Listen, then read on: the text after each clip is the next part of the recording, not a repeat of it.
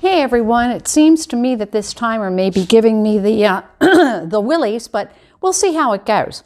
And I don't know about where you all are geographically, but I'm here in Delaware. And the governor of Maryland, which is one of our neighboring states, made a proclamation this morning. All restaurants and bars and casinos are closed. And for my friends up in Pennsylvania, the state stores are closed. I don't know. I don't know what we're supposed to do.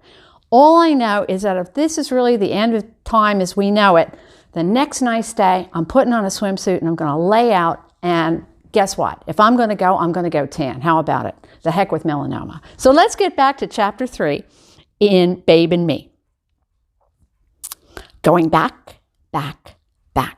When Dad came over the next day, I almost didn't recognize him. He was wearing a dark brown suit that looked a little too big on him, a vest, and a tie. Excuse me. He had on two-toned shoes and a hat that looked like the kind gangsters wear in old movies. "How do I look, Butch?" he asked when I opened the door. "Pretty snazzy threads, huh?"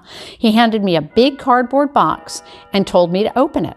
Inside was a wool sports jacket, a flat cap with a very small brim, and a pair of navy wool pants. The pants were long enough to be long pants, but they weren't short enough to be shorts either. "What is up with this?" I asked, holding up the pants. "They're knickers," he replied. "If you want to fit in, you've got to dress the part."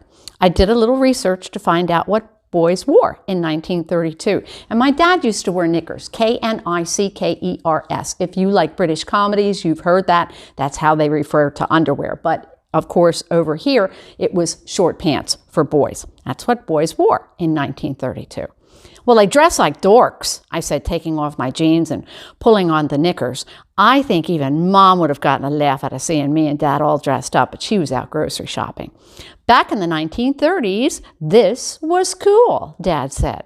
Dad took out a thick wallet and opened it for me. It was stuffed with bills. "My dad doesn't have a lot of money.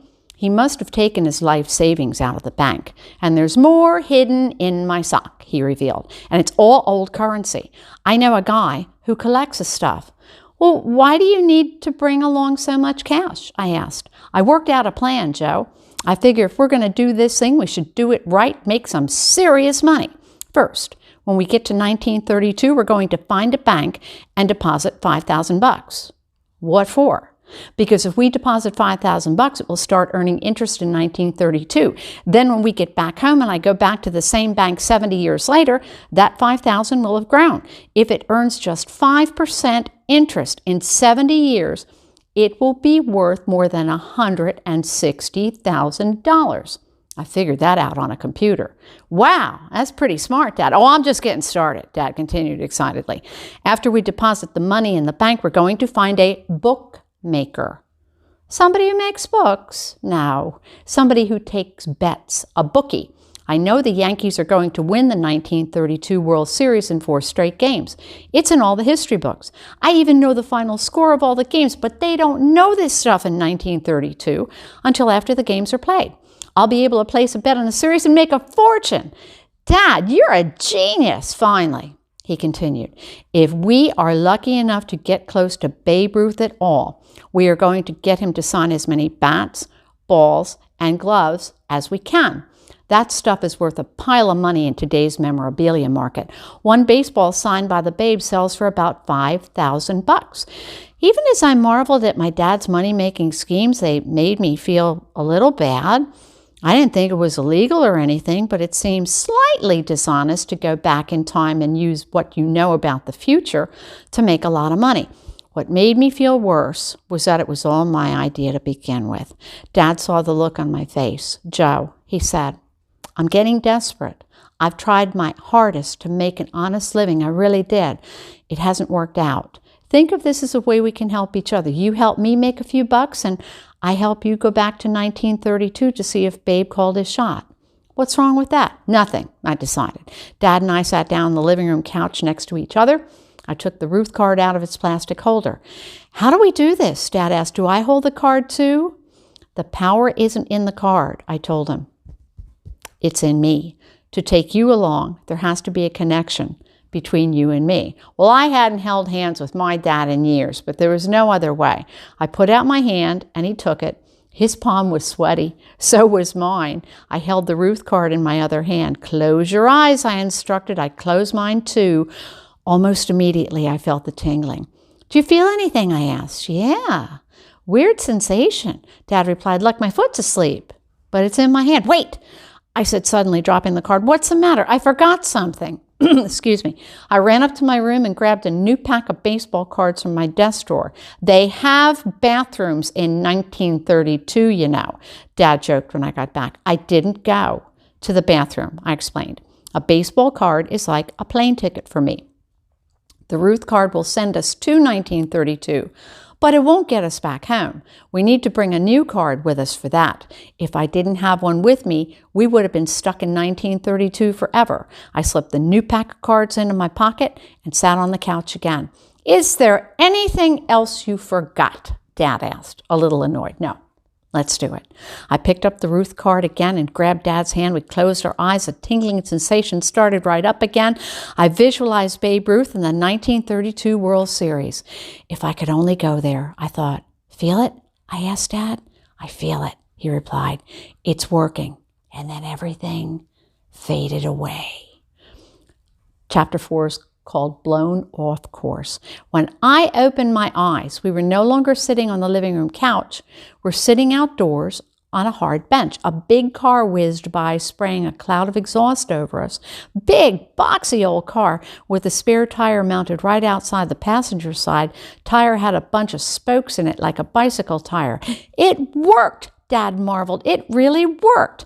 I looked up. The building across the street stretched up and down the block. More boxy old cars streamed down the street. Felt chilly out. Much colder than it had been back in Louisville. We must be in Chicago, Joe, Dad said excitedly. Chicago in 1932. Look at the cars. There's a 1931 Bentley Tourer and a 1929 Pierce Arrow. We got up and started walking and staring at the buildings and the cars rushing past. Louisville was a big city, but it was nothing like this. I had never been to Chicago. On the corner was a boy about my age. He was holding up a newspaper. Yanks beat Cubs in Game 2, he shouted. Read all about the World Series. Dad picked up a paper from the pile on the newsboy's wooden box, and it said New York Journal, New York, Friday, September 10th, 1932. Roosevelt leading in magazine's poll. 11 Republican states give him slightly bigger total. Maine swings to Hoover. California, president's home state, favor rival as latter, holds early gains in Pennsylvania. 11 states, normally Republican in a presidential year, give Governor Franklin D. Roosevelt a slight lead over President Hoover, his Republican opponent. The total of votes in the 11 states given Mr. Hoover, 100,323, or 45.18% of the total, and Mr. Roosevelt, 102,185, or 46.3%. The remaining 8.79 of the total vote is divided among minor candidates. Hey, why are you selling the New York Journal? He asked the boy. The dad looked at Kid suspiciously. For the fun of it, Mac, I'm really a millionaire. You want a paper or not? Are we in New York City or Chicago? I asked the newsboy. He gave me the same look he gave to Dad. If you don't even know where you are, buddy, you got big problems. How much for a paper? Dad asked. 2 cents, Mac. Dad flipped the kid a quarter. Keep the change, he said. Newsboy looked at the quarter as if it were a piece of gold. Thanks, mister. Suddenly he was a lot friendlier. Quarter in those days, big money. Dad hustled me away and I could see the growing anger in his eyes. What are we doing in New York? He complained. Ruth called his shot in Chicago at Wrigley Field. I don't know. I was mad too. It's not like in the movies. It's not like I can turn a dial on some machine and land exactly where I want to go. I got us to 1932, didn't I? All right. Let's both calm down, Dad said, still angry. Started flipping through the paper, looking for the sports section. I guess there was no separate sports section the way newspapers have today. Finally, Dad found the few pages of the paper that were devoted to sports. Most of the sports coverage was about the World Series, and this is what the lead article said. Yankees defeat Cubs in Game 2. Capacity crowd expected to witness Game 3 in Chicago on Saturday. Root will pitch for Cubs, talk a 4-game sweep by Herb Dunn. New York, September 29th. The New York Yankees whipped the Chicago Cubs again to take 2-0 lead in the World Series. Lou Gehrig had 3 hits and scored 2 runs in the 5-2 victory. Mound ace Lefty Gomez had some trouble in the 3rd inning, but shut the men from Chicago down the rest of the way. "You must have messed up somehow," Dad said, barely disguising his disgust. "We have to find a way to get to Chicago for Game 3 on Saturday." "Maybe we can fly," I suggested quietly. "I doubt they had regular flights in 1932, Dad said, and I'm not sure I'd want to get on one of those old planes anyway. The Wright brothers only invented the airplane about 30 years ago. A sign at the corner said 12th Street. We started walking, looking for a taxi or a subway train that would take us to Grand Central Terminal. That was a famous train station in New York, Dad told me. We walked past a store with a big Penny Arcade sign on it. It was like a video game arcade, but there were no video games inside. It had simple pinball games, a shooting gallery, and these big wooden boxes where people could drop in a penny, turn a crank, and peer into a tiny window. Dad said they were called Nickelodeons, like the TV channel. I wanted to try it, but Dad didn't seem to be in the mood for stopping. As we walked past other stores, I couldn't help but notice the signs. Wait till you hear these prices. Men's shoes, $8.50. What did you pay for your last pair of athletic shoes? I know what I pay for mine. It's not $8.50. Men's suits, $25. Breakfast, 25 cents. Someone was renting an apartment for $50 a month. Boy, that had to be a real penthouse.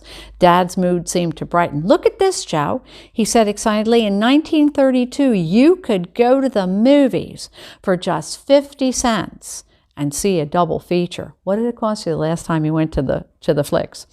We walked silently. I had an idea of what might be going through his head. Back home, he had no job, no wife, no life, and big bills. With his life savings, he could live like a king in 1932. I didn't say anything. If he wanted to stay in 1932, that was fine with me. Hardly ever saw him anyway. Would have been easy for the two of us to part company right there. I could have used my new baseball cards to go back home, and Dad could have started his life all over again in 1932. But suddenly we heard a commotion down the street around the corner. People were yelling and chanting. Something was going on. This is called Hooverville. Dad and I turned the corner off Fifth Avenue, and there in the middle of New York City was a park. It surprised me, and I think it surprised Dad too. A small sign read Union Square Park, but there was no playground or anything. Nobody was playing ball or lounging in the sun in this park. One side of the park had a row of rickety shacks made out of packing cases and sheets of scrap metal. One of them was painted with the words, "Welcome to Hooverville." Inside one of the shacks, a lady and her 2 kids were warming their hands over a fire they had made in a metal garbage can. As soon as we entered the park, a couple of guys with scraggly hair and worn clothing surrounded us. They held out their hands and asked politely, "Got any spare change?" Dad gave each of them a nickel, which made them extremely happy. "We sure ain't gonna find Babe Ruth here," Dad said, annoyed. As we walked into the park, I saw people selling pencils and old ladies selling fruit from baskets. Guys were sleeping on the grass, wrapped in overcoats. As we walked into the park, I saw people selling pencils. I said that. Some people were this was part of the picture, and they don't show you the picture in the Kindle version, I'm sorry. Some people were just wandering around with nothing to do. They had dazed, hopeless looks on their faces, like they had just survived an earthquake and didn't know what to do next. "Oh, I completely forgot," Dad said, staring at some men who were washing their clothes in a fountain. "The Depression, 1932, was the worst of it. I'd heard about the Depression, but didn't know much about it. Dad told me that in 1929, the stock market crashed, sending America and the whole world into a depression. Rich people became penniless overnight, thousands of companies went out of business, and millions of people lost their jobs. People had no money. Farmers stopped growing crops because nobody could afford to buy them." This is exactly what's happening in Australia right now with this coronavirus. I have very dear friends in Australia. And My one friend's hubby is a waterman, and he catches fish and lobster for a living. And because the restaurants are closed and they're not buying any seafood, he's not able to make a living right now. So it's got to be pretty bad. It's bad here, but it's bad there also. It's bad all over the world, guys. Everybody keep a positive thought. Hundreds of people waited in lines to apply for a single job or get a loaf of bread.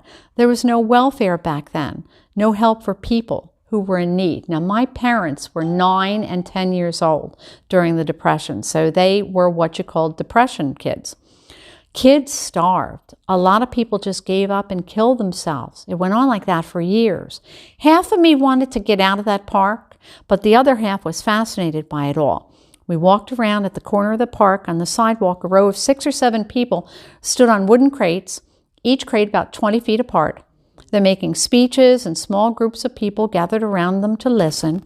From a distance, the voices of the speakers blended into one another, but as we got closer, I could see that each one had his own message. "I fought in the Great War," a man shouted. "Now I can't buy corn to feed my family." Now, the Great War, of course, was World War I. "My brother's a farmer in Iowa," a guy yelled back. "He can't make a living selling corn for just 8 cents a bushel." Somebody booed, and somebody threw a rock at the guy whose brother was a farmer. "Tell your brother to plow his corn under," somebody hollered. "Tell him to show the government he won't stand for it." "If the government won't give us food, I say we just take it," said an angry man. "We've waited long enough. We've got to unionize," another speaker shouted. Now, this is way before the advent of a lot of labor unions. "God is the answer," a lady commented. "Roosevelt is the answer," an old man hollered. "No, communism is the answer," said somebody else. "Let's march on City Hall. It's all President Hoover's fault. The sooner we get him out of the White House, the sooner recovery will begin. A vote for Roosevelt is a vote for America."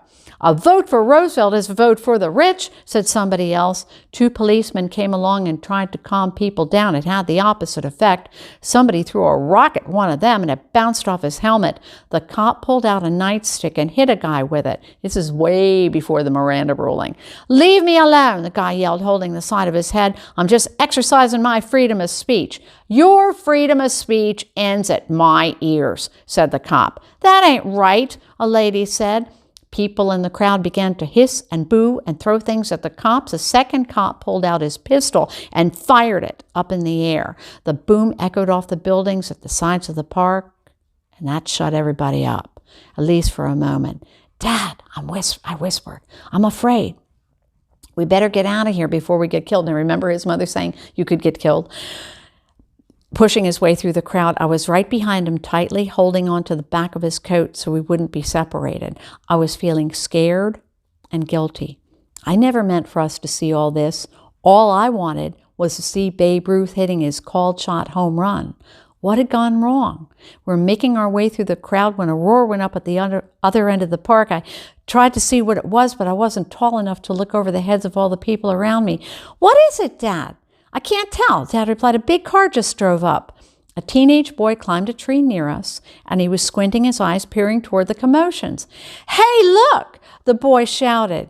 "It's Babe Ruth." And when Babe appeared, the waters parted. He was the biggest thing since the round wheel. He really was. I'm going to stop there, and I'll pick it up again maybe a little later on or tomorrow. And I hope you enjoyed the chapters that I read today. Take care. Stay safe, everybody. We love you.